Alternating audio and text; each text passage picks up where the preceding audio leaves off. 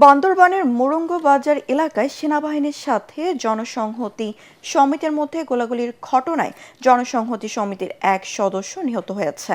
সোমবার বিকাল 4:30টার দিকে রাংছড়ি উপজেলার মুরুঙ্গ বাজার সংলগ্ন দুর্গম পাহাড়ি এলাকায় ওই স্থান থেকে একটি এসএমজি, দুটি ম্যাগাজিন, 143 রাউন্ড গুলি, পিস্তল সহ বিভিন্ন সরঞ্জাম উদ্ধার করা হয়েছে।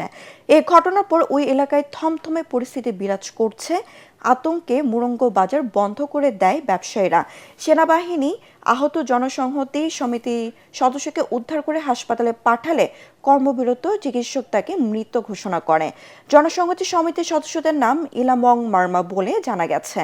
বান্দরবানের পুলিশ সুপার মোহাম্মদ আব্দুর রহমান জানান, বান্দরবান রুমা সড়কে মুরুঙ্গ বাজার এলাকায় গাড়ি আটকে চাঁদাবাজি করছিল জনসংহতি সমিতির সদস্যরা।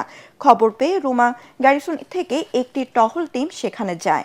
এই সময় সেনাবাহিনীর সদস্যদের উদ্দেশ্যে জনসংহতি সমিতির সদস্যরা গুলি ছুড়লে সেনাবাহিনীও পাল্টা গুলি চালায়। এতে জনসংহতি সমিতির এক সদস্য গুলিবিদ্ধ হয়।